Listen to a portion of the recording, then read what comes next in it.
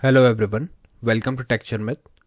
In this session, we are going to talk about another very important topic related to HTML web pages, where we will see how we can set a background image for a particular element of HTML. As we know, in web pages there are multiple elements that we use in order to design the web page, right?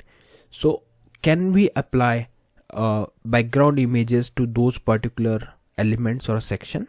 Yes, we can. So this thing we are going to discuss, like how to apply background image, maybe for a paragraph or for an entire body of the HTML. Okay, so before we start the session, I just want to discuss, and I just want to recommend you one thing, that if you have not watched the previously published session, then you can firstly watch those sessions, because they all are in proper sequence and sync. So if you follow them sequentially, then it would be very easy for you to understand the ongoing topic. For time being, we are just focusing on the main portion of the topic, which is background image for a HTML elements. So let's start. So here, as usual, there is one question for all of you. Today's question is, why do we need map and area element in the HTML? Okay, so if you know the answer of this question, you can simply share the answer in the comment section.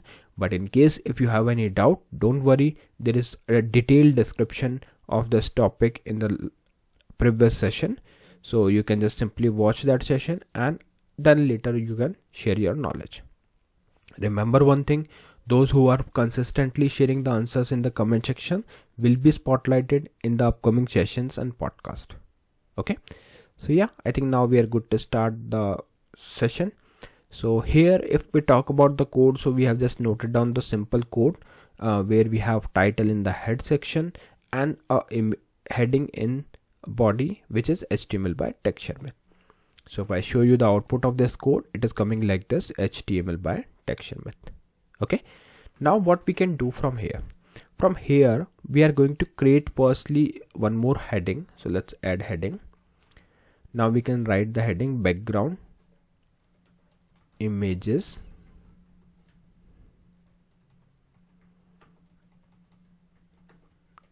for background images in HTML. Background images on HTML elements. Okay, so this is our subtopic, background images, or maybe we can write background image on HTML elements. Fine. Now what we will do, as we are going to talk about HTML elements, so let's add one element here. So I will add paragraph. In this paragraph we will write some text so that we can show the background image. So let's add the text here. For example, line 1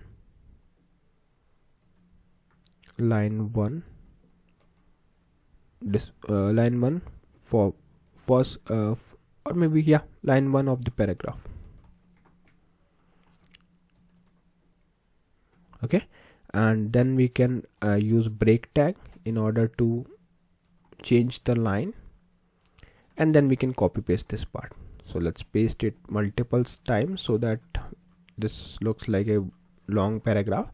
But I would suggest you, if you are doing it for your learning purpose, then write some good content here. I'm just showing it for the demo purpose, that's why I'm using this shortcut. Okay, so I just want to show you in a quick way, that's why I'm just copy pasting and changing the things here. Okay, so we have just added the required lines here. Okay, alright, I think 15 lines are enough for now, so let's remove the other one. Okay, alright, so if I save this code and show you the output, so it is coming like this. So is this what we are expecting? No, we are expecting that we can apply a background image to this particular paragraph. So to apply a background, first thing we would need is the image. So mostly in previous session, what we used to do, like we used to copy the properties, or you can say the exact path from the image, right? But this time, just to make the things easier, I have pasted that particular image in the same area where I have created this code. So what is the benefit of doing this? The benefit is this time I don't need to put the complete path. Instead of that, I can just simply put my image name with its extension and it will directly refer it from there. Why? Because both code and the image are in the same place. So same thing maybe you can do, and you know the both ways, right? Previous session we used the exact path to refer the image, and in this session we are just keeping all those images in the same folder where the program resides. Okay, so it is up to you which one method you want to go, but for now I'm just using the image in the same folder. Alright, so let's apply the background image. So to apply the image, we will use here style tag, then we will write background image, then we are supposed to write here URL. So in this URL brackets you can put the name of your image. So in my case the image name is tiger dot, and now you can see VS Code is directly showing me that image name. Why? Because it is in the same folder, so that's why it is assisting me. So you can select this image and then you can save your code and refresh your browser. So once I refresh the browser, it is showing image to only that particular paragraph, not on the entire page. Clear? So this is how we can utilize background image for a paragraph. Now if you notice, this image is repeated, right?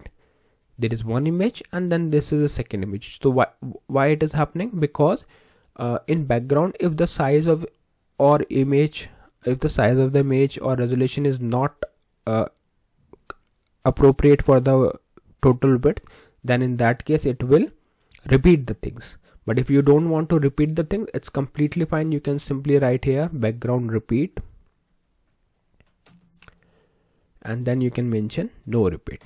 So what it will do now, it will just repeat the image only one time, not two times. Okay, so this is how you can apply. But if you have a good resolution image, it will automatically take the proper space.